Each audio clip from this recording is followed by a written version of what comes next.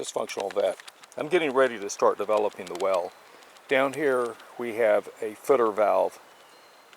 It's a 1/2 inch glued to a 1/2 inch fitting that goes to this rod pump. And this rod pump is from Amazon. If you want to know where it came from, leave a comment, I'll let you know. I took the cap off. I turned a piece of PVC to just barely fit inside there. Using PVC, I glued it in, and then I put a total of 6 screws, one set at 120 degrees around, into this 1 inch tubing that comes up. And this is my sucker rod right here. The sucker rod is 1/2 inch hot PVC, and I've got it glued in, and I have 2 screws in it also to hold. The top piece will have screws put into it, and I'll show you how I do that in just a moment. I have string on it just to make sure nothing gets lost down the hole, because if it does, it's there forever. And I'm going to do a succession of pumpings. I'm going to pump at 50 feet, or correction, I'm going to pump around, say, 30 to 40 feet. And I'm going to see how many gallons I move. I'm going to check water level before and recharge rate.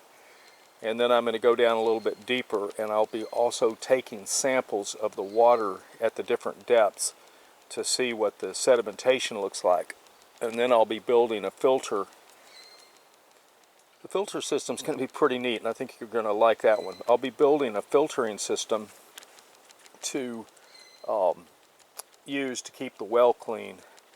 And based on the samples that I get, I'll be able to determine what I need to do in order to build the filter so that it works properly. So I've been adding some sealer, I've been adding some sandblasting media into the top of my gravel pack, and that's to help hold the cement and bentonite clay when I start pouring it. This is a very fine particle, and it'll make a good pad for all that stuff to rest on, and I won't have to worry about it any of it migrating into the gravel pack.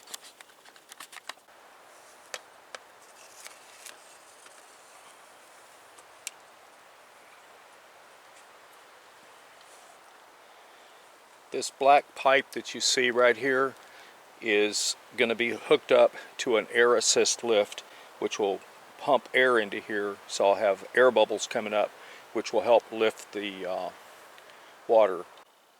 The lift concepts are going to be identical to what I did last time, with the exception of the fact that once I have the drop stem down into the deal, I'll then add the sucker rod into it and lower it. The first sucker rod that I'm going to be putting on has been filled with gravel and sand. It's a combination of both sand and gravel. If the sand was dry, I put sand in it when I ran into wet sand. Then I added gravel. Wet sand, an equal volume of wet sand is much lighter than an equal volume of dry sand, because the water actually displaces the sand molecules.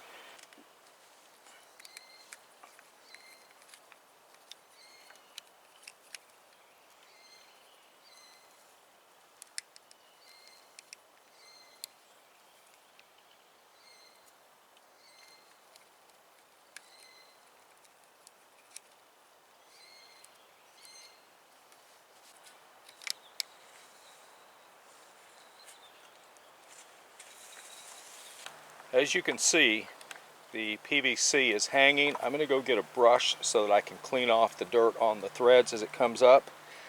And then once I've done that, then I'll slip the sucker rod up inside that. We'll connect it together, and we'll connect that, and then we'll lower that 10-foot section down.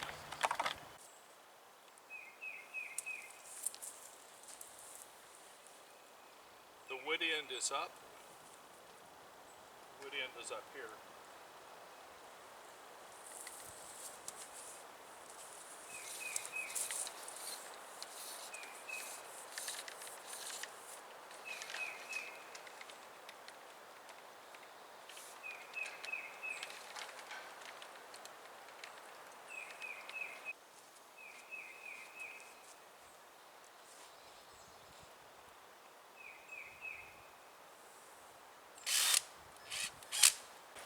Now, it took a while to do that this first time, but now that I've done it, the next should go very quickly. And I'm going to put 3 on. I've decided I'm going to pump from 30 feet. And I'm going to measure the water before I begin. And once the pumping stops, I'll measure it again, and then I'll see how long it comes back up to where I can pump it again. So this is going to be a slow process. I'm not going to show it on film, the whole thing. I'll just show you excerpts of it. In reality, to make working this PVC a lot easier, the stem, which is this big piece, is actually about 5 feet above my head, which makes bending this 1/2-inch PVC a whole lot easier to work. As you can see, it slides right on.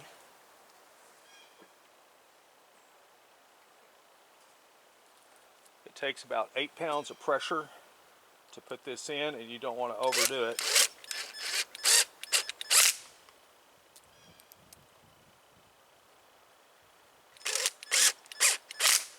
Now I have holes on the back side.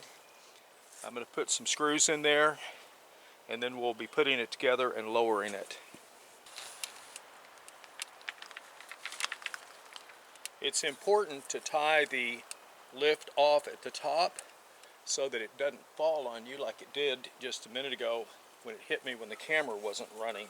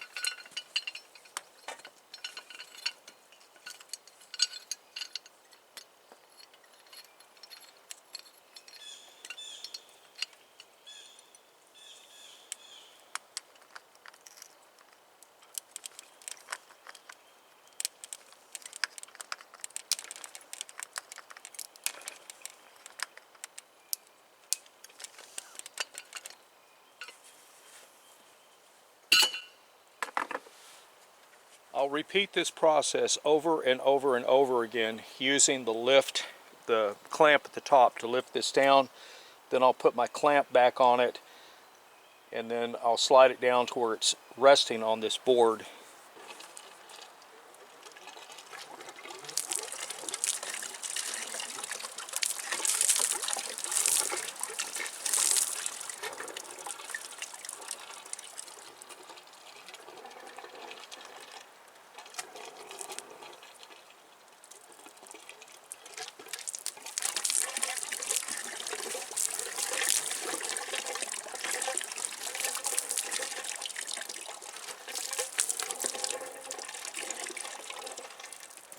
Just a little bit too much air, so we'll back it off. But the airlift does make it possible for me to hand pump that because of the depth.